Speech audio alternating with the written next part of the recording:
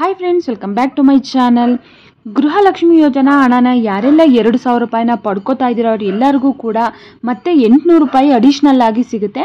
ಇದು ಕೇಂದ್ರ ಸರ್ಕಾರದಿಂದ ಹೊಸದಾಗಿ ಮಾಡಿರುವಂಥ ಯೋಜನೆ ಆಗಿರುತ್ತೆ. ಹಾಗಾದರೆ ಅದು ಯಾವ ಯೋಜನೆ ಆಗಿದೆ, ಅಪ್ಲಿಕೇಶನ್ ಹೇಗೆ ಸಲ್ಲಿಸಬೇಕು, ಅಪ್ಲಿಕೇಶನ್ ಸಲ್ಲಿಸೋದಕ್ಕೆ ಏನಾದರೂ ಕಂಡೀಷನ್ಸ್ ಇದೆಯಾ, ಕೊನೆಯ ದಿನಾಂಕ ಯಾವಾಗ, ಎಲ್ಲಿ ಹೋಗಿ ಅಪ್ಲಿಕೇಶನ್ ಸಲ್ಲಿಸಬೇಕು, ಎಲ್ಲನೂ ಕೂಡ ಇವತ್ತಿನ ವಿಡಿಯೋದಲ್ಲಿ ಕಂಪ್ಲೀಟಾಗಿ ತಿಳ್ಕೊಳ್ಳೋಣ. ವಿಡಿಯೋನ ಸ್ಕಿಪ್ ಮಾಡದೆ ಪೂರ್ತಿಯಾಗಿ ನೋಡಿ. ಹಾಗೆ ಅದಕ್ಕಿಂತ ಮುಂಚೆ ನೀವೇನಾದರೂ ಫಸ್ಟ್ ಟೈಮ್ ನನ್ನ ಯೂಟ್ಯೂಬ್ ಚಾನಲ್ ನೋಡ್ತಾ ಇದ್ದೀರಾ, ಹೊಸದಾಗಿ ಏನಾದರೂ ನೋಡ್ತಾ ಇದ್ದೀರಾ ಅಂದರೆ ಪ್ಲೀಸ್ ಸಬ್ಸ್ಕ್ರೈಬ್ ಮಾಡ್ಕೊಳ್ಳಿ. ಪ್ಲೀಸ್ ಸಪೋರ್ಟ್ ಮಾಡಿ, ನಿಮ್ಗಳ ಸಪೋರ್ಟು ತುಂಬಾ ಇಂಪಾರ್ಟೆಂಟು. ಸೊ ಪ್ಲೀಸ್ ಸಪೋರ್ಟ್ ಮಾಡಿ ಅಂತ ಕೇಳ್ತಾ ಇವತ್ತಿನ ಒಂದು ವಿಡಿಯೋನ ಸ್ಟಾರ್ಟ್ ಮಾಡ್ತಾ ಇದ್ದೀನಿ. ಇಲ್ಲಿ ಗೃಹಲಕ್ಷ್ಮಿ ಯೋಜನಾ ಹಣನ 2,000 ರೂಪಾಯಿನ ಯಾರೆಲ್ಲ ಪಡ್ಕೋತಾ ಇದ್ದಾರೆ ಎಲ್ಲರಿಗೂ ಕೂಡ ಇದು ಅಡಿಷ್ನಲ್ ಆಗಿ 800 ರೂಪಾಯಿ ಸಿಗುತ್ತೆ. ಫ್ರೀಯಾಗಿ ಸಿಗುತ್ತೆ, ಪ್ರತಿ ತಿಂಗಳು ಕೂಡ ನಿಮಗೆ ಸಿಗ್ತಾ ಹೋಗುತ್ತೆ. ಇದು ಯಾವ ಯೋಜನೆ ಆಗಿದೆ, ಅಪ್ಲಿಕೇಶನ್ ಎಲ್ಲಿ ಹೋಗಿ ಸಲ್ಲಿಸಬೇಕು, ಅಪ್ಲಿಕೇಶನ್ ಸಲ್ಲಿಸೋದಕ್ಕೆ ಏನೆಲ್ಲ ದಾಖಲೆ ಬೇಕು ಎಲ್ಲ ಕೂಡ ಮುಂದೆ ತಿಳ್ಕೊಳ್ಳೋಣ. ಮೊದಲನೇದಾಗಿ ನೀವು ಗೃಹಲಕ್ಷ್ಮಿ ಯೋಜನಾ ಹಣನ ಪಡ್ಕೋಬೇಕಾದ್ರೆ ಕೆಲವೊಂದೊಂದು ಕಂಡೀಷನ್ಸ್ನ ಹಾಕಿದ್ರು. ಅಂದರೆ ಗೃಹಲಕ್ಷ್ಮಿ ಯೋಜನೆಗೆ ಎಲ್ಲರೂ ಕೂಡ ಅಪ್ಲಿಕೇಶನ್ ಸಲ್ಲಿಸೋ ಆಗಿಲ್ಲ, ಟ್ಯಾಕ್ಸ್ ಪೇಯರ್ ಆದರೆ ಸಲ್ಲಿಸೋ ಆಗಿಲ್ಲ, IT ಏನಾದರೂ ಕಟ್ತಾ ಇದ್ದೀರಾ ಅಂದರೆ ಅವರು ಕೂಡ ಸಲ್ಲಿಸೋ ಆಗಿಲ್ಲ ಅಂತ ತುಂಬಾ ಸಿಂಪಲ್ ಆಗಿ ಕಂಡೀಷನ್ಸ್ನ ಹಾಕಿದ್ರು.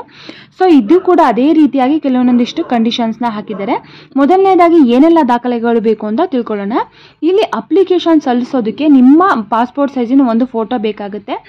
ನೆಕ್ಸ್ಟ್ ನಿಮ್ಮ ಬ್ಯಾಂಕ್ ಖಾತೆ ಪಾಸ್ಬುಕ್ ಜೆರಾಕ್ಸು ಕೂಡ ಬೇಕಾಗುತ್ತೆ. ಮೂರನೇದಾಗಿ ನಿಮ್ಮ ಆಧಾರ್ ಕಾರ್ಡು ಕೂಡ ಬೇಕಾಗುತ್ತೆ ಮತ್ತು ವೋಟರ್ ID ಕೂಡ ಬೇಕಾಗುತ್ತೆ. ಆಮೇಲೆ ಇನ್ಕಮ್ ಸರ್ಟಿಫಿಕೇಟು ಕೂಡ ಕಂಪಲ್ಸರಿಯಾಗಿ ಇಲ್ಲಿ ಬೇಕಾಗೇ ಆಗುತ್ತೆ.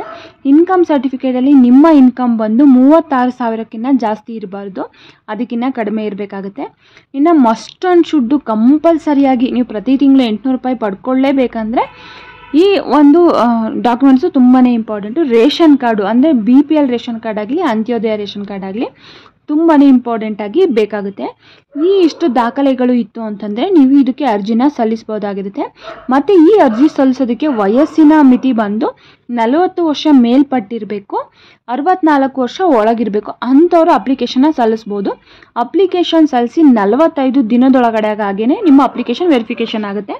ಇನ್ನು ನೆಕ್ಸ್ಟ್ ತಿಂಗಳಿಂದನೇ ನಿಮಗೆ ಹಣ ಬರೋದಕ್ಕೆ ಸ್ಟಾರ್ಟ್ ಆಗುತ್ತೆ. ಕೇವಲ 45 ದಿನದಲ್ಲೇ ಗೊತ್ತಾಗ್ಬಿಡುತ್ತೆ. ಅಂದರೆ ನಿಮ್ಮ ಅಪ್ಲಿಕೇಶನ್ ರಿಜೆಕ್ಟ್ ಆಗಿದೆಯಾ ಅಥವಾ ಏನಾದರೂ ಸಕ್ಸಸ್ ಆಗಿದೆಯಾ ಅಂತೇಳಿ ನಿಮಗೆ 45 ಡೇಸಲ್ಲೇ ಗೊತ್ತಾಗುತ್ತೆ. ಅಷ್ಟರಲ್ಲೇ ಅದಾದಮೇಲೆ ನಿಮಗೆ ಪ್ರತಿ ತಿಂಗಳು 800 ರೂಪಾಯಿ ಹಣ ಬರ್ತಾ ಹೋಗುತ್ತೆ. ಇಲ್ಲಿ ಇನ್ನೊಂದು ತುಂಬಾ ಮೇಯ್ನಾಗಿ ಕಂಡೀಷನ್ಸ್ ಏನಪ್ಪ ಅಂತಂದರೆ, ಇಲ್ಲಿ ಯಾರು ಅಪ್ಲಿಕೇಶನ್ನು ಸಲ್ಲಿಸ್ಬೋದು ಅಂತ ನೀವು ಕೇಳೋದಾದರೆ, ಇವಾಗ 40 ವರ್ಷ ಮೇಲಾಗಿದೆ, ನಮಗಿನ್ನ ಮದುವೆ ಆಗಿಲ್ಲ, ಡಿವೋರ್ಸ್ ಆಗಿದೆ ಅನ್ನೋರು ಮಾತ್ರನೇ ಇಲ್ಲಿ ಅಪ್ಲಿಕೇಶನ್ ಸಲ್ಲಿಸೋದಕ್ಕೆ ಆಗೋದು. ನೀವು ಗೃಹಲಕ್ಷ್ಮಿ ಯೋಜನಾ ಹಣ ಪಡ್ಕೋತಿದ್ರು ಕೂಡ ಈ ಹಣ ಅದಕ್ಕೂ ಇದಕ್ಕೂ ಏನು ಸಂಬಂಧ ಇರಲ್ಲ. ಇಲ್ಲಿ ಬೇರೆ ರೀತಿಯಾಗಿ ನೀವು ಹಣನ ಪಡ್ಕೋತಿರ್ಬಾರ್ದು, ಅಂದರೆ ಬೇರೆ ರೀತಿ ಪೆನ್ಷನ್ ರೀತಿ ಹಣನ ಪಡಿತಿರ್ಬಾರ್ದು, ಹಂಗಿದ್ದವರಿಗೆ ಬರೋದಿಲ್ಲ.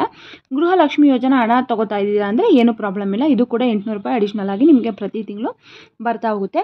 ಇನ್ನು ಅಪ್ಲಿಕೇಶನ್ ಎಲ್ಲಿ ಸಲ್ಲಿಸಬೇಕು ಅಂತ ನೀವು ಕೇಳೋದಾದರೆ, ಕರ್ನಾಟಕವನ್ನು, ಬೆಂಗಳೂರನ್ನು, ಗ್ರಾಮವನ್ನು, ಬಾಪೂಜಿ ಸೇವಾ ಕೇಂದ್ರಗಳಲ್ಲಿ ಹೋಗಿ ಅಪ್ಲಿಕೇಶನ್ನ ಸಲ್ಲಿಸ್ಬೋದಾಗಿರುತ್ತೆ.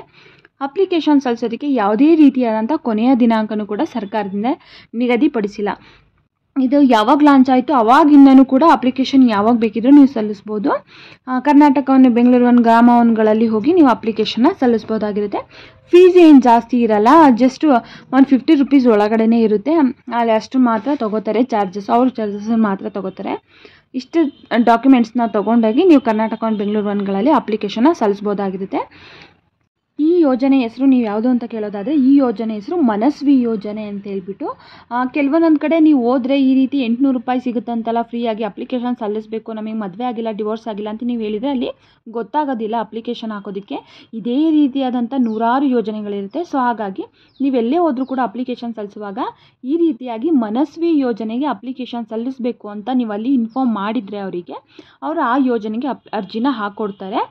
ನೀವು ಬಾಪೂಜಿ ಸೇವಾ ಕೇಂದ್ರಗಳಲ್ಲಿ ಹೋದರೆ ಫ್ರೀಯಾಗೂ ಹಾಕ್ಬೋದು, ಅಥವಾ ದುಡ್ಡು ತೊಗೊಂಡ್ರೂ ಕೂಡ ಜಸ್ಟ್ 50 ರೂಪಾಯಿ ಒಳಗಡೆ ತೊಗೋತಾರೆ. ನೀವು ಅಪ್ಲಿಕೇಶನ್ನ ಯಾವಾಗ ಬೇಕಿದ್ರೂ ಹೋಗಿ ಅಪ್ಲಿಕೇಶನ್ನ ಹಾಕ್ಬೋದಾಗಿರುತ್ತೆ. ಐ ಹೋಪ್ ಇವತ್ತಿನ ಮಾಹಿತಿ ಎಲ್ಲರಿಗೂ ಇಷ್ಟ ಆಗಿದೆ ಅಂತ ಅನ್ಕೋತೀನಿ. ಈ ಮಾಹಿತಿ ನಿಮಗೆ ಇಷ್ಟ ಆಗಿದೆ, ನಿಮಗೆ ಯಾರಾದರೂ ಗೊತ್ತಿರೋರು ಇದ್ದಾರೆ ಅಂತಂದರೆ ಆದಷ್ಟು ಅವ್ರಿಗೂ ಕೂಡ ಶೇರ್ ಮಾಡಿ. ಯಾಕಂದರೆ ಪ್ರತಿ ತಿಂಗಳು 800 ರೂಪಾಯಿ ಉಚಿತವಾಗಿ ಬರುತ್ತಲ್ವ, 800 ರೂಪಾಯಿ ಜೊತೆಗೆ ಗೃಹಲಕ್ಷ್ಮಿ ಯೋಜನೆ 2,000 ರೂಪಾಯಿ ಇಷ್ಟು ಅಮೌಂಟ್ ಬಂತಂದರೆ ಪ್ರತಿ ತಿಂಗಳು ಜೀವನ ಮಾಡೋದಕ್ಕೆ ಎಷ್ಟೋ ಮಹಿಳೆಯರಿಗೆ ತುಂಬ ಹೆಲ್ಪ್ ಆಗುತ್ತೆ ಅಂತಲೇ ಹೇಳ್ಬೋದು. ಯಾಕಂದರೆ ಡಿವೋರ್ಸ್ ಆಗಿರುತ್ತೆ, ವಿಚ್ಛೇದನ ಆಗಿರುತ್ತೆ, ಬೇರೆ ಮತ್ತು ಮದುವೆ ಆಗಿರಲ್ಲ, ಅವ್ರು ಯಾರ ಮೇಲಾದರೂ ಡಿಪೆಂಡ್ ಆಗಲೇಬೇಕಾಗುತ್ತೆ. ಈ ಅಮೌಂಟು ಬರೋದ್ರಿಂದ ಅವರಿಗೆ ಅವರ ಸ್ವಂತವಾಗಿ ಲೈಫ್ನ ಲೀಡ್ ಮಾಡೋದಕ್ಕೆ ತುಂಬಾ ಹೆಲ್ಪ್ ಆಗುತ್ತೆ ಅಂತಲೇ ಹೇಳ್ಬೋದು. ಈ ಮಾಹಿತಿ ಇಷ್ಟ ಆಗಿದೆ, ನನ್ನ ಚಾನಲ್ನ ಸಬ್ಸ್ಕ್ರೈಬ್ ಮಾಡಿದೆ ಹಾಗೆ ನೋಡಿದ್ರೆ ಪ್ಲೀಸ್ ಸಬ್ಸ್ಕ್ರೈಬ್ ಮಾಡ್ಕೊಳ್ಳಿ. ಇದೇ ರೀತಿ ಡೈಲಿ ವೀಡಿಯೋಸ್ಗಾಗಿ ನನ್ನ ಚಾನಲ್ನ ಸಬ್ಸ್ಕ್ರೈಬ್ ಮಾಡ್ಕೊಳ್ಳಿ. Thank you.